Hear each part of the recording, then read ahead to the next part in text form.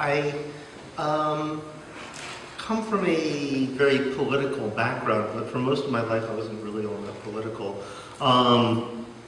My father fought in the Spanish Civil War, for example, and he lived in Barcelona at a time. He was in the ambulance corps, so based in Barcelona. He lived there at a time when it was, organized on anarchist principles, and basically run by, anarchist unions and local associations. And I guess I always thought of myself as an anarchist as a result, even though I guess he never really, he's sympathetic with anarchism. He thought it was a legitimate political philosophy. I don't think he ever really came down on one side or another of the issue himself personally.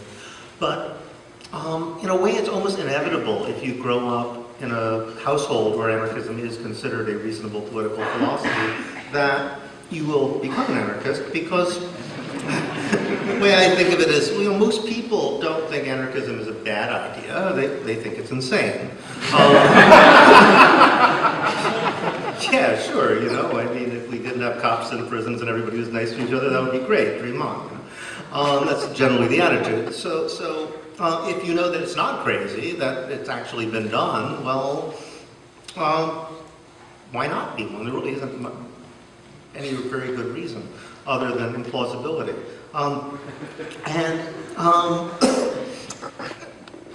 So I always like the stories about Spain. They made a great impression on me. I think the one thing I really remember the most and really brought home to me was the fact that white-collar workers don't actually do anything.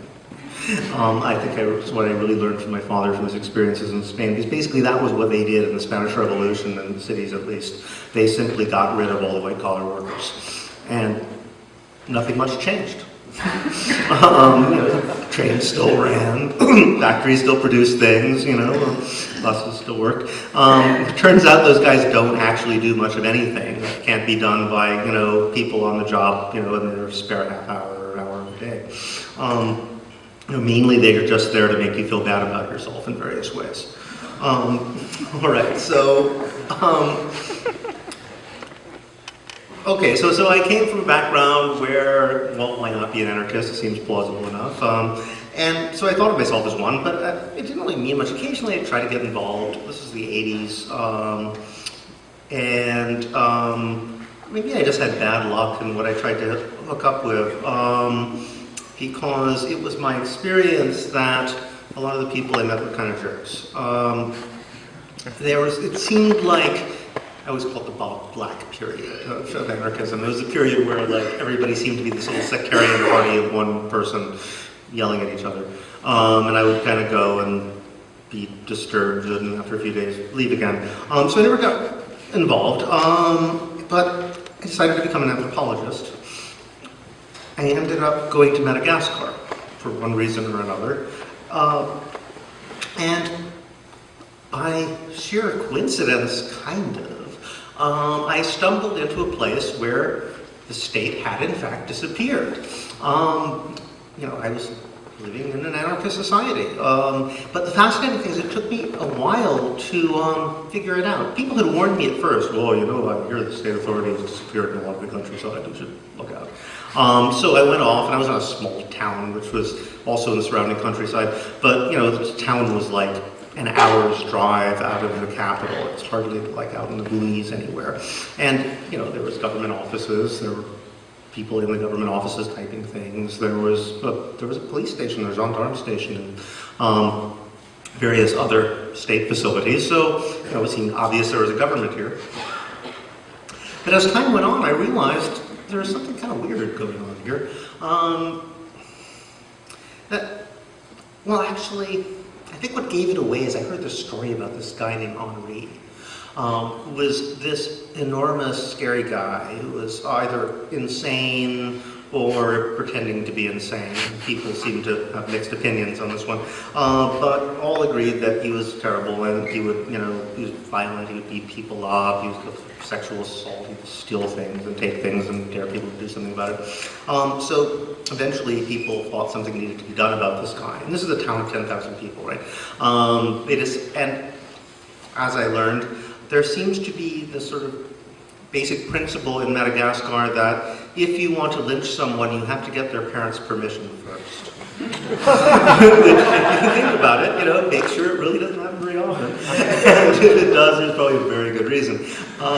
So basically, it's a way of ensuring that, your dad can go, or your mom can go up to you and say, "Look, kid, you really better clean up your act." I don't know how much longer I can front for you here. All right. So after about 3 tries, his father said, "To hell with it, whatever. You're right. The guy's crazy. It's impossible." So they kind of sort of Frankenstein. They came out with agricultural implements, and he was injured and immediately ran into the local Catholic church and demanded sanctuary. He said, "Help, help, I'm being persecuted, I'm mentally ill." And the priest, they were going to come in after him there. So the priest eventually loaded him into the back of a van and took him off to an insane asylum, where they kicked him out 3 days later for beating up the other patients, but he never came back, so it kind of worked out.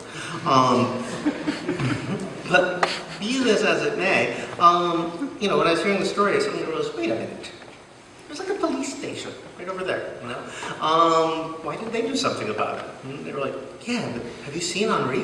He's enormous. I don't want to fight him. They have guns, shoot him, come on. So there seemed to be this idea that, it really wasn't any of their business. And I eventually figured out the police basically were there to keep the highway open. And they wouldn't go off the paved road. So what this meant is, unless you're actually in the town itself, first of all, nobody was paying any taxes, police would not come. The paved road is very limited. And even in the town, they wouldn't do much. But the fascinating thing was they'd set it up in such a way that you wouldn't know until you'd lived there for a while that there was no state operative in this area. Because there are people who seemed to work for the government. Later I learned that they weren't really being paid, and they even had to buy their own paper to fill out the forms, because the government was basically providing nothing. But they were keeping up appearances, But part of the idea, I guess, there's a sort of traditional mode of resistance. Malagasy are masters of passive resistance. So these guys figured out that, under the French colonial period, for example, they were trying this sort of thing. Their basic approach is, if somebody shows up and wants you to do something you really don't want to do. The first line of defense is be nice to them, give them coffee, agree with everything they say. When they go away, pretend the incident never happened. What guy? No, nobody came through telling us anything. There's layer on layer of defense that these guys have developed. And it didn't work that well under the French. Suddenly, when the French government went away, it was working better and better. The IMF was basically cutting the budget. They just suddenly cut police to the rural areas as they figured people were running their own affairs anyway. They weren't getting any taxes out of it to speak of even before that. What eventually happened was that, the government effectively dissolved, but they were still playing this game of making, this sort of tacit deal, we will never embarrass you and make you feel like you're an important person who has authority as long as you don't actually try to exercise it in any way. And so everybody was playing along with this illusion state that didn't actually exist. So it was an interesting test case in a lot of ways. In fact, I find it a very compelling argument to use to people, again, who one of the most common arguments against anarchism is that, you can't get police because people will just start killing each other. This is considered self-evident, right? No evidence needs to be produced. Well, actually no, this can be empirically tested, and that doesn't happen. There was a case, police went away, nobody killed each other, any more than they did before, which isn't very much. Pretty nonviolent society. And I think there's many places in the world like this, by the way, where states have disappeared, but we don't know because, people are too, sometimes if you are a rebel, you realize that the stupidest thing you could possibly do would be to put up a flag and say, ha ha ha, I'm a rebel, we're autonomous now. Then they kind of got to crack that. No, government right here, yeah. I'm sure there's lots of places like that in the world. And anyway, so it makes you think, like, okay, well, if that's not true, and there are cases like Somalia, but, come on, Somalia is a case where the government broke down while people were already in a civil war. So, for every case like Somalia, which you hear about because there's violence, there's probably a dozen like Madagascar where nobody even knows. All right, so you have this happen. Well, it makes you think, well, wait a minute. What is it about living under a state, under someone else's authority, under the constant threat of violence if you break the rules, that actually causes behavior that makes it seem self-evident that people would behave violently if there wasn't such structures? Because in fact, if there aren't such structures, that's not how they are.